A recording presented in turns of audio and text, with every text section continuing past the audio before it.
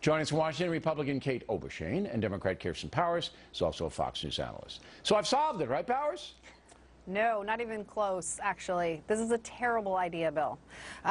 If you get rid of, just as long as, I want to make sure I'm understanding this correctly, you're saying that Obamacare would keep running, but there would be no mandate. There'd be no individual mandate. Okay, right. And the problem with that is that then it won't work because you have to have the individual mandate to draw in the younger, healthier people into the pool. Otherwise, you're just going to have premiums going up for everybody else that's in the pool. So you'd either have to delay the whole thing for a year, or you'd have, or you know, but you can't do this without the individual mandate. Let me just set you straight. All right. Please Not about do. individuals funding it, because most individuals who sign up will be getting some kind of subsidy, and there's a bunch of tiers. You go gold, you go bronze, whatever. It's corporations that are going to have to sign up that will fund Obamacare. So younger people, they're not even going to sign up. They'll pay the $100 fine.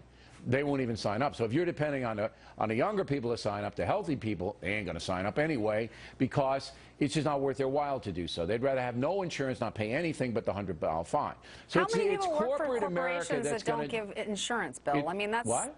Hardly any corporations exist that don't already offer health insurance. No, but everybody's... Look, why do you think Obama gave a waiver to some corporations? You well, have to very sign they're up. all different. No, but they're all different kinds of waivers, and a lot of them are very specific to certain situations in those corporations. It is going to be the corporations and waiver. companies of the United States that drive the money into the Obamacare system, not the individuals.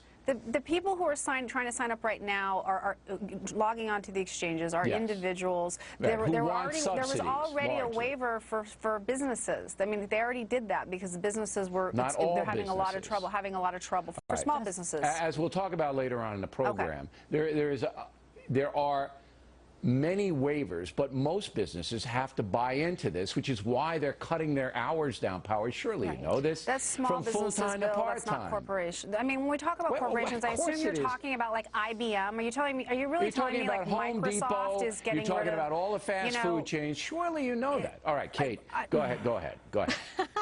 Well, first of all, it is the individuals that are going to fund a lot of this program, and that's one of the reasons why there should be a delay, because young people who are going to the websites right now not able to sign up, they are not going to be sticking around for 45 minutes to 2 hours on the phone only to be told that they can't sign up, and they're not going to come back in a couple of weeks. You're absolutely right that there's no incentive for young people to sign up. So when Kirsten says delaying the individual mandate for a year will ensure that it doesn't work, I assure you it's not going to work right now. And yes, the businesses, particularly those who have given Obama contributions, they're getting exempted, but individuals are not getting the same treatment to wait for this to be able to actually work. You guys are both missing the big picture here. The big picture is that this is going to run a deficit anyway. And Powers, when has the Obama administration been opposed to that? I mean, come on. They're going to fund it no matter how they have to fund it. But a lot of it's going to come from individuals like Wendy's and Burger King and all of these places that have to pay into this system. Individuals, yes, but most individuals who sign up are going to get subsidies. They're going to get subsidies. Because most individuals who work get coverage from their companies. But why are you referring to companies as individuals? I'm not. I'm just telling you it's a system that depends on corporate America's buy-in, which is why they're compelling them to do that, which is why they're cutting the hours down for their workers.